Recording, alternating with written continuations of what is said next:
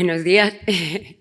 Mi nombre es Carmen Valdivieso, como ya les ha dicho el moderador, y voy a presentarles el trabajo que hemos realizado sobre el efecto del uso sinérgico de diferentes fuentes de datos de diferentes sensores sobre la clasificación de coberturas del suelo en un área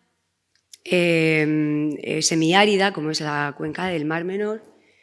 que se trata de un área con clima semiárido, como decíamos, con unas precipitaciones muy escasas y muy irregulares temporal y espacialmente, temperaturas medias muy cálidas, aunque con máximos en la época estival muy altos, pero que favorecen, gracias a la llegada del agua del trasvase del Tajo y el uso de agua de desalación y aguas subterráneas en años más recientes, pues favorecen que uno de los usos principales sea el agrícola, convirtiéndola en una de las áreas más importantes de agricultura de la región, con un alto nivel de producción. Tradicionalmente siempre había sido secano, pero en el último medio siglo ha ido aumentando y eso ha provocado una serie de pues problemas que han afectado a la laguna, que como ya en alguna otra ponencia pues se ha comentado, que la laguna del Mar Menor tiene un alto valor ecológico. Entonces, pues por todo esto parecía o nos hizo necesario buscar una metodología con la que pudiéramos obtener una cartografía de usos y coberturas del suelo en la cuenca para saber las superficies que las mayores coberturas de la zona pues disponía. El esquema de clasificación que utilizamos para nuestro trabajo se quedó en nueve clases, la mayoría de ellas centradas en vegetación sobre todo, una de coberturas impermeables que englobaba todo lo que puede ser suelos urbanos, carreteras, industriales, etc. Y bueno, pues, total de polígonos de entrenamiento que recogimos a través de la ortofotografía del PENOA fue de 131. En cuanto al tipo de clasificación, bueno, pues normalmente para estas áreas el enfoque que se suele utilizar y que ha funcionado muy bien es un enfoque multitemporal. Por tanto, pues lo primero que hicimos fue seleccionar imágenes de Sentinel-2, del sensor óptico, que nos ofreciesen una visibilidad muy buena, por lo tanto, que tuviesen un porcentaje de nubosidad inferior al 2%. Y como queríamos probar el uso sinérgico con otros datos, pues seleccionamos también de Sentinel-1 unas imágenes que fuesen lo más cercanas en el tiempo posible a las de el sensor óptico. Por otro lado, pues también es habitual en este tipo de clasificaciones para estas áreas añadir variables auxiliares como pueden ser los índices y la información textural, que bueno, pues en este caso, por no complicar en exceso, puesto que ya estábamos viendo que estábamos teniendo muchas variables, lo limitamos a 5 índices del óptico y uno derivado del SAR, y a las texturas extraídas de la matriz de coocurrencia de los niveles de gris de Haralick que veis en la pantalla. Por otro lado, además, pues estuvimos viendo que también se estaba empezando a utilizar mucho el uso sinérgico del LIDAR, bien con SAR, bien con óptico, pero no se había probado a hacer un uso sinérgico junto con el SAR y con el óptico, y entonces pues nos planteamos que a lo mejor podía ser interesante añadir métricas extraídas del LIDAR para ver si el modelo podía mejorar con estas informaciones. Y ahí tenéis, pues en pantalla podéis ver que se sacaron métricas pues, de vegetación media, alta, edificios y agua, y todas las variables que aparecen. En conclusión, es que, bueno, no en conclusión, sino quiero decir que en conclusión de lo anterior. El total de predictores, uniendo todas las fuentes de datos, toda la información de todos los sensores, quedaban 126 y como lo que tampoco teníamos muy claro era si iba a mejorar completamente, o sea, si el uso sinérgico de todos iba a mejorar frente al uso individual o combinaciones parciales, pues lo que hicimos fue establecer 11 conjuntos de datos, los 5 individuales, 5 combinaciones parciales y una total. Y bueno, en la tabla lo que podéis ver es el total de cada uno de los, digamos, orígenes o fuentes de datos o conjuntos de datos individuales, el número de variables que teníamos en ellos.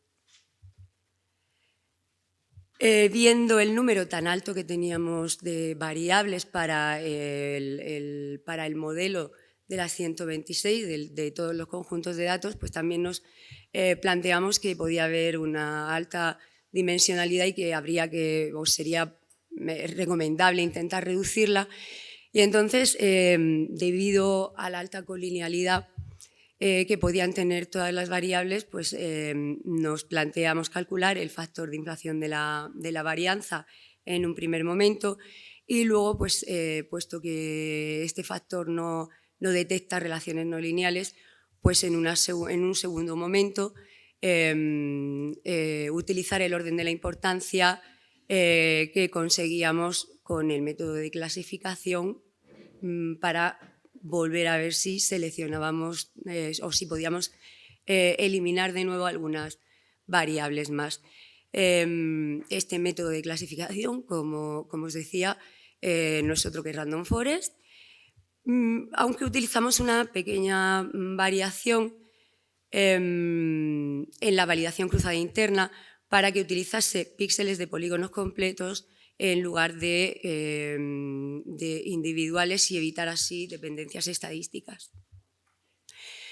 Pasando ya a los resultados, bueno, pues como se puede ver, o al menos eso espero que se vea más o menos en el gráfico, obtuvimos las métricas de las clasificaciones realizadas con cada uno de los conjuntos de datos individuales, parciales y el total. Y como se puede ver, no sé si... No.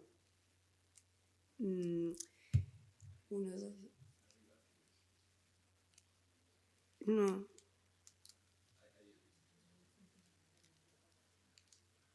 No.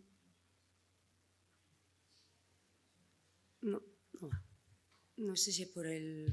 la forma. Bueno, el caso es que me acerco y os lo señalo. Aquí podéis ver en este punto que bueno, la métrica de la clasificación pues, aumentaba significativamente respecto al resto de conjuntos de datos.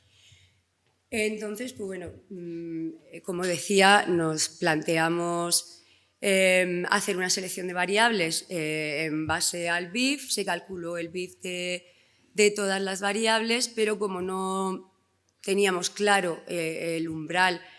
porque es difícil establecerlo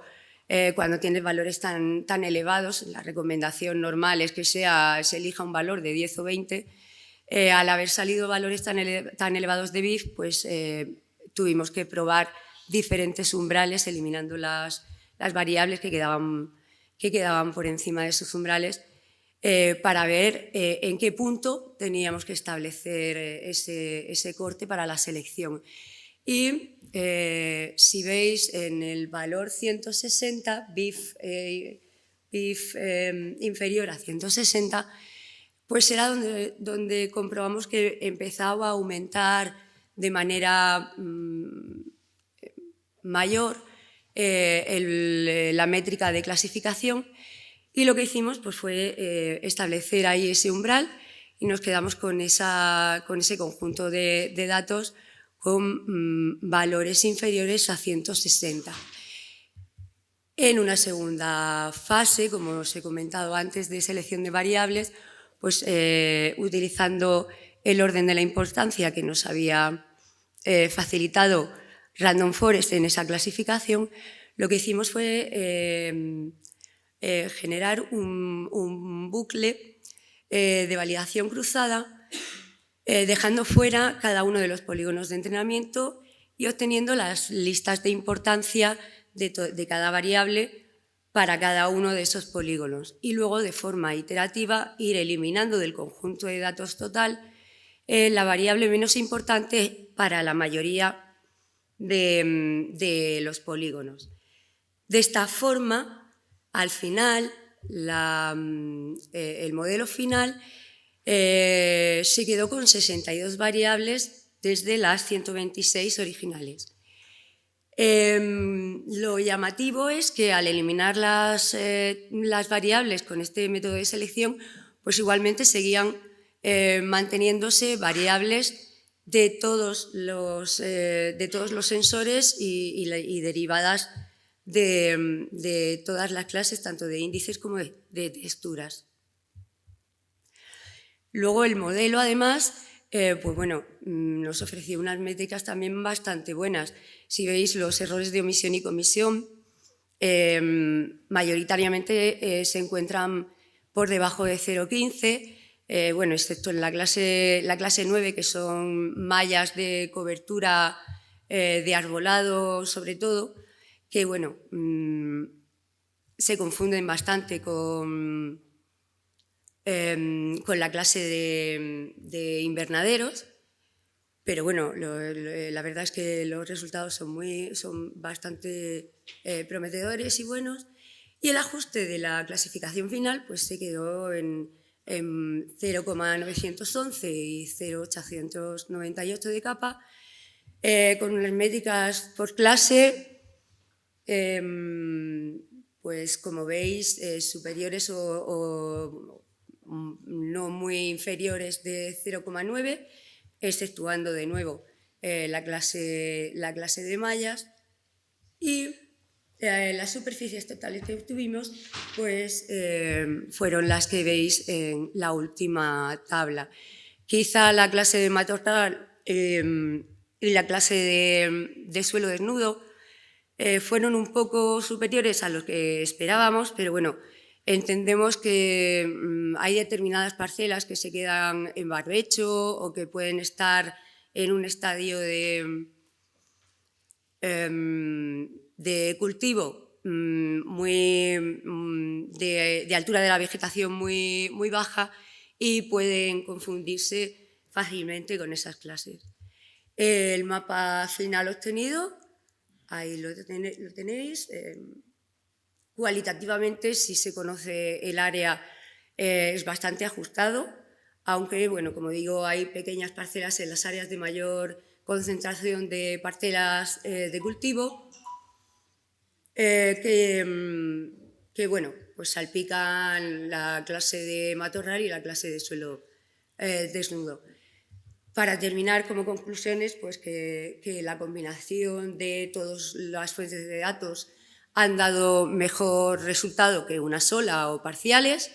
y que bueno, pues la selección de variables ha sido un método sencillo y efectivo que ha mejorado el modelo. Y muchas gracias por la atención.